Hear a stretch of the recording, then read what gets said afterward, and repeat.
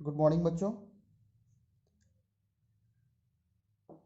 मैंने तुम लोगों को इससे पहले कैसा पढ़ाया हुआ था कि ये पार्टनरशिप बिजनेस क्या है, और उसके बाद मैंने इसके कुछ अधिकार के बारे में बताया था, पार्टनर्स का क्या क्या अधिकार होता है।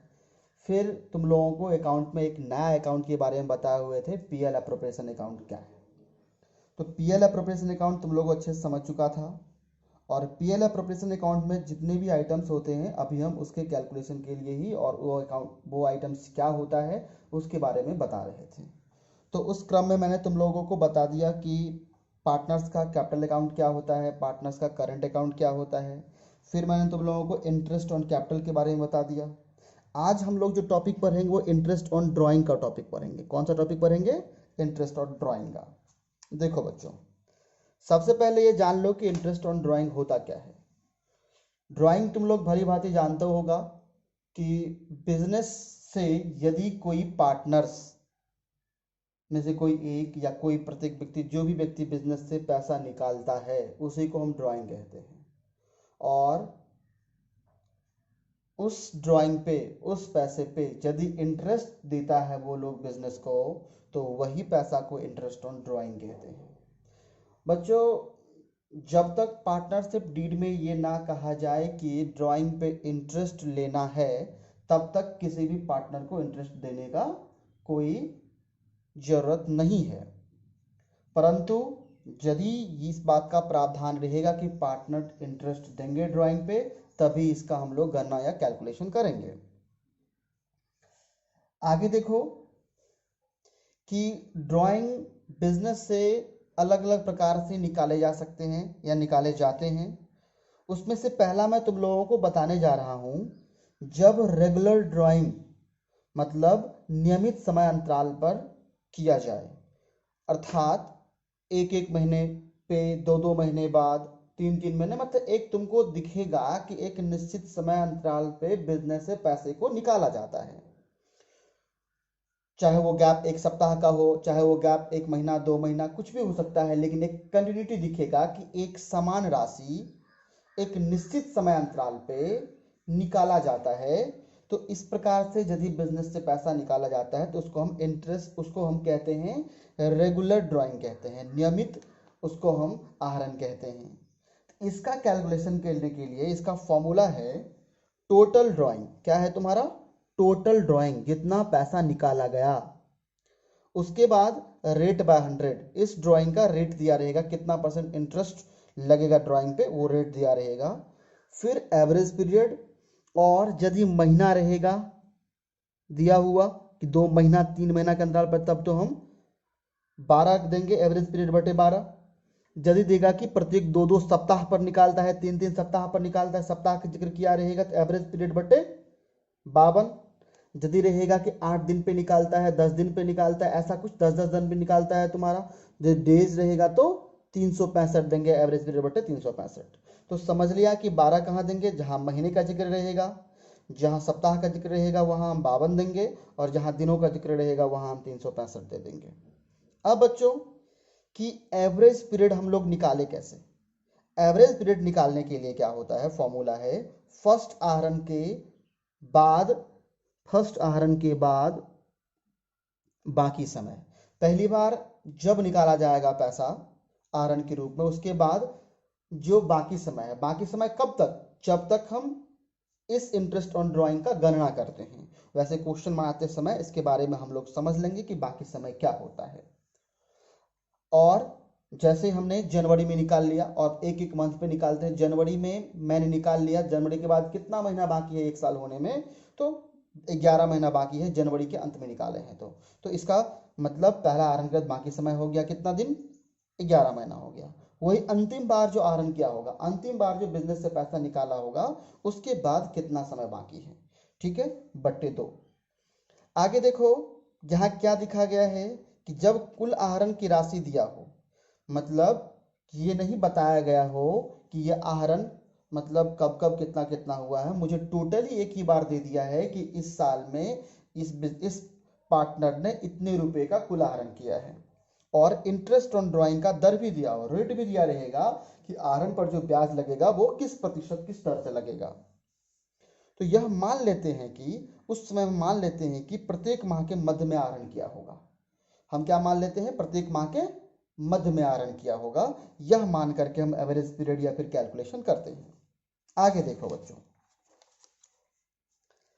आगे क्या है? अनियमित आहरण। अनियमित मतलब क्या? कि कोई क्लियर ये बात बताना है मुझे, क्या किस तारीख को, मतलब एक निश्चित समय अंतराल पे बार बार पैसा निकाल रहा है। अनियमित आहरण ये होता है क्या, किसी भी तारीख को कभी भी, जैसे मान लेते हैं कभी क्या किया, बता दिया 2 महीना में पैसा निकाला, फिर ये दे दिया कि उसके ठीक 15 दिन बाद निकाल लिया। मतलब उसका कोई एक साइकिल नहीं चलता है, एक निश्चित समय अंतराल नहीं होता है। तो ऐसे ही प्रकार से यदि कोई पार्टनर बिजनेस से पैसा निकालता है तो उसे हम अनियमित आहरण के रूप में जानते हैं। ठीक है, तो अनियमित आहरण के लिए इंटरेस्ट ऑन ड्राइंग का फॉर्मूला है टोटल प्रोडक्ट। ये टोटल प्रोडक्ट क्या है, ये प्रश्न बनाते हुए हम लोग जानेंगे। रेट बाय 100 गुने 1/12। फिर से वही कहानी, महीना रहेगा तो 12, सप्ताह रहेगा तो 52, दिन रहेगा तो 365। ठीक है, आगे देख लो। अब हम इसके कुछ एग्जाम्पल से इसको समझने का प्रयास करेंगे। मैंने क्या लिख दिया कि प्रत्येक प्रश्न के लिए आहरण के ब्याज की दर 12% रहेगा। जो भी क्वेश्चन हम नीचे तुमको दिए हुए हैं उसमें आहरण का दर 12% ही हमेशा रहेगा, यह बात ध्यान रखना। उसके बाद इसकी गणना करेंगे। जैसे ए प्रत्येक माह के अंत में 3000 निकालते हैं। मतलब मान लेते हैं कि ये मेरा पहला महीना है प्रत्येक माह के अंत में, और ये मेरा दूसरा महीना है,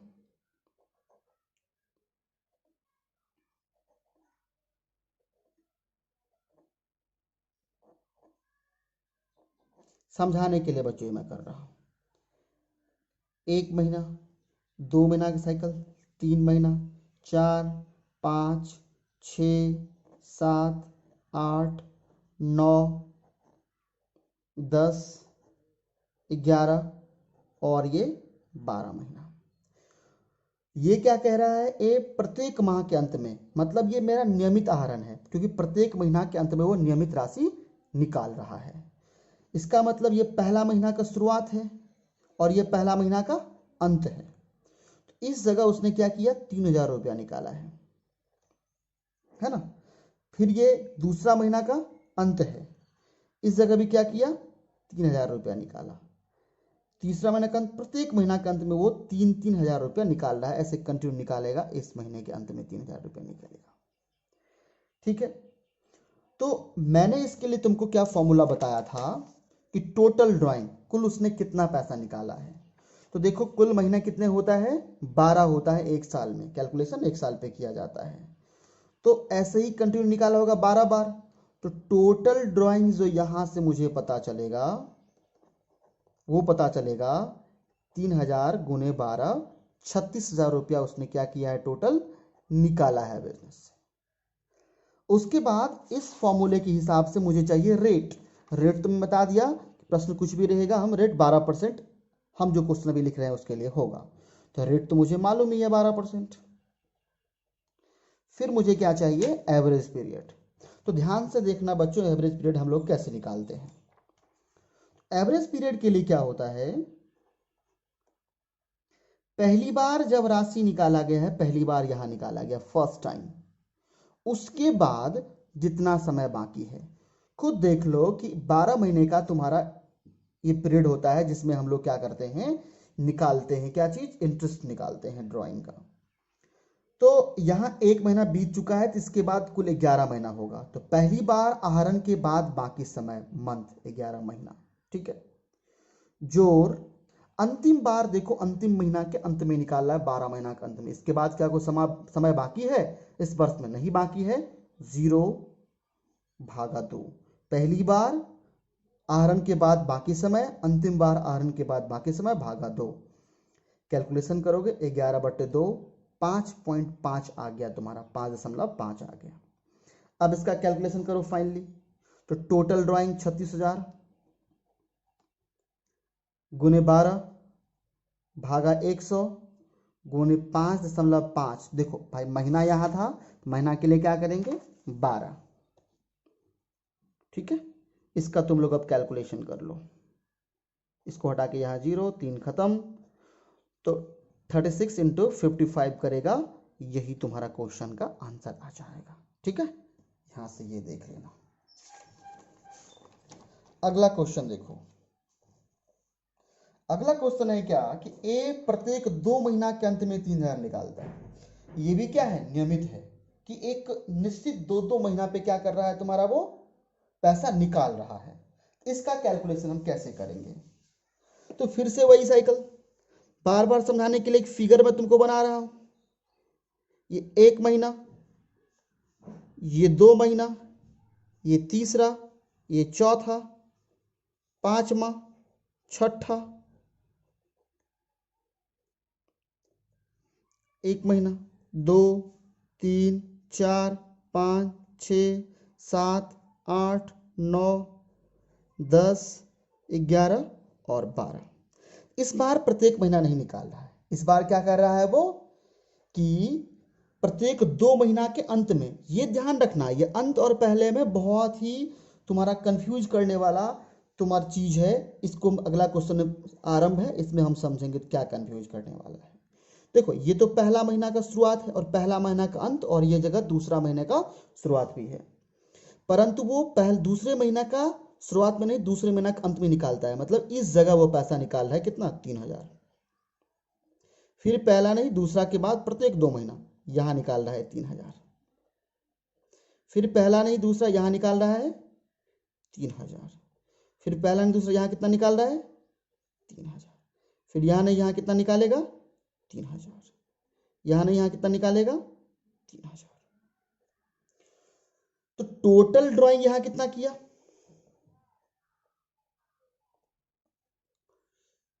3-3000 6 बार निकाला है तुम्हारा, तो 18,000 रुपया ड्राइंग किया है टोटल।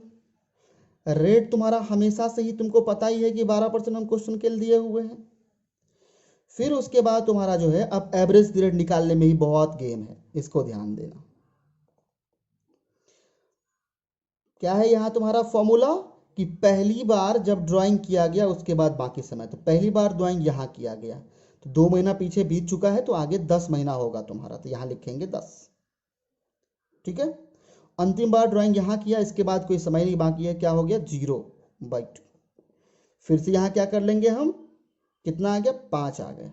अब कैलकुलेशन करेंगे, total drawing into rate by 100 into 5/12, क्योंकि महीने हैं तो क्या होगा, 12 होगा। ये कैलकुलेशन तुम लोग कर लेना, हो जाएगा तुम्हारा 900 रुपये का ड्राइंग हो जाएगा। ठीक है, अब देखो अंत में क्या देखा इसके बाद। ठीक है, अब देखो इसमें भी मुझे क्या करना है, कैलकुलेशन करना है। पहला महीना, दूसरा, तीसरा, चौथा, पांचवा, छठा, सातवां, आठवां, नौवां, 10वां, 11 और 12 महीना। ठीक है, इसमें थोड़ा गौर करो, क्या बोल रहा है कि ए 8 महीने तक, मतलब शुरू से 8 महीने तक प्रत्येक माह के प्रारंभ में 8000 निकालता है। तो प्रत्येक माह के प्रारंभ में देखो, महीने का शुरुआत यहाँ है, महीने का अंत यहाँ है, निकाल कहाँ रहा है, प्रारंभ में। यहाँ और यहाँ में क्या अंतर होगा, यदि यहाँ हम गलती से लिख दिए तो मेरा एवरेज पीरियड निकालते समय बाकी रहे कितना महीना, 11 महीना, परंतु यहाँ यदि हम प्रारंभ में कर रहे हैं वो क्या होगा, 12 महीने होगा। तुम देख रहे हो क्या कि 12 नहीं लिखने से तुम लोगों को क्या हो जाएगा, गलती हो जाएगा। इसीलिए इस बार यहाँ निकाला गया है कितना रुपया, 8000 रुपया। प्रत्येक माह के प्रारंभ में 8000 रुपया, प्रत्येक माह के प्रारंभ में कितना निकाला गया है, 8000। यहाँ भी कितना, 8000। यहाँ भी कितना, 8000। यहाँ भी कितना, 8000। देख रहे हो, 8 महीने तक। तो 1 महीना, 2, 3, 4, 5, 6, 7, यहाँ भी 8000, 8वां महीने के प्रारंभ में भी 8000। देखो, तो पहली बार के बाद उसको कितना, सबसे पहले टोटल ड्राइंग कितना हो जाएगा, 8 बार 8000 निकाला, मतलब 64,000 रुपया हो जाएगा। रेट पता ही है तुमको, 12% दिया रहेगा। उसके बाद जो है क्या हो जाएगा, एवरेज पीरियड।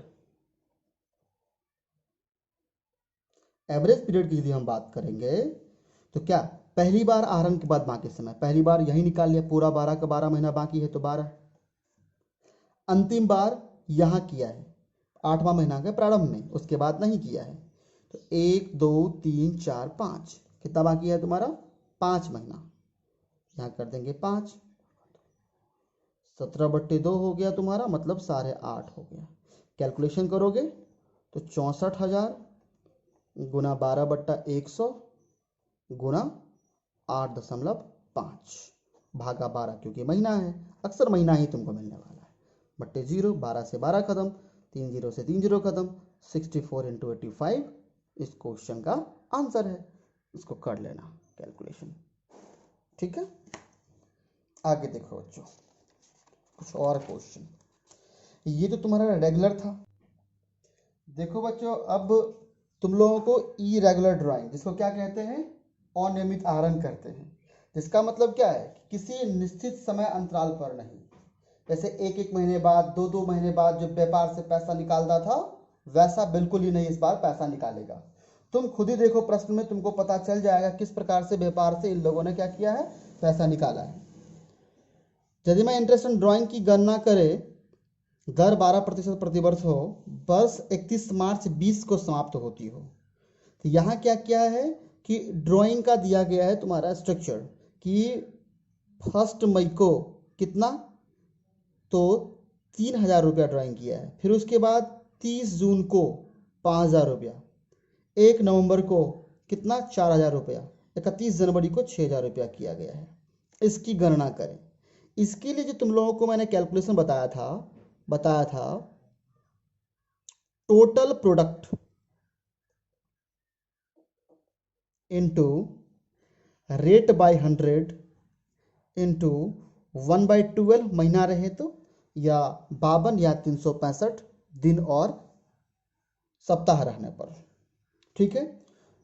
तो सबसे पहले इसको बनाने के लिए हम लोग एक स्ट्रक्चर बना लेंगे, एक फॉर्मेट बना लेंगे, जहां date, amount, time left up to 31 March 2020, मतलब जितने तारीख को हमको निकालना है इंटरेस्ट ऑन ड्राइंग, उतने तारीख तक जो तुम्हारा यहाँ के बाद समय रहा है उसको लिख लेंगे। फिर क्या करेंगे, प्रोडक्ट कहाँ से आया मैं बताता हूँ बच्चों। जैसे यहाँ तुम्हारा क्या है, 1 मई को निकाला गया है 3,000। 1 मई के बाद 31 मार्च तक कितने दिन हुआ, कितना महीना हुआ? मई 1 से है तो मई, जून, जुलाई, अगस्त, सितंबर, अक्टूबर, नवंबर, दिसंबर, जनवरी, फरवरी और मार्च भी 31 तक थे तो मार्च। कुल मिलाकर के 11 महीना तुम्हारा यहाँ हुआ है, तो यहाँ 11 लिख लेंगे हम लोग, ठीक है। 30 जून से, तो जून बिल्कुल नहीं ले रहा है क्योंकि जून तुम्हारा खत्म हो चुका है, जून समाप्त हो चुका है, जून बीत चुका है। जुलाई, अगस्त, सितंबर, अक्टूबर, नवंबर, दिसंबर, जनवरी, फरवरी, मार्च, तो कुल मिला कितना महीना हुआ? 9 महीना हुआ तुम्हारा। फिर नवंबर के बाद तुम्हारा 31 तक, पूरे नवंबर लेना है क्योंकि 1 से नवंबर है, तो नवंबर, दिसंबर, जनवरी, फरवरी और मार्च, 5 महीना। फिर 31 जनवरी से, तो जनवरी तो बिल्कुल नहीं लेना है, फरवरी और मार्च 2 महीना। प्रोडक्ट मतलब इन दोनों को गुना करके हम यहाँ लिखेंगे, यही मेरा प्रोडक्ट है, ठीक है। इन दोनों को गुना करेंगे तो 33,000 रुपया यहाँ हो जाएगा। इधर 45,000, इधर 20,000, यहाँ 12,000, ठीक है।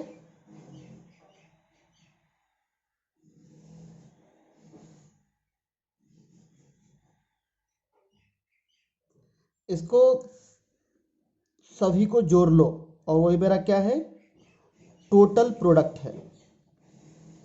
टोटल प्रोडक्ट 3 0 हो चुका है तुम्हारा, 4 0 हो चुका है, एक रहा मेरे पास, 8 2 10 1 11, 1,10,000। 1,10,000 पे रेट तुम्हारा 12/100 गुने 1/12 कैलकुलेशन कर लो और तुम्हारा यहाँ से आंसर आ जाएगा 1,100 रुपया, इसका आंसर हो गया, ठीक है। अनियमित ड्राइंग रहेगा तो इस प्रकार से हम कैलकुलेशन करेंगे, ठीक है ना। अब बच्चों देखो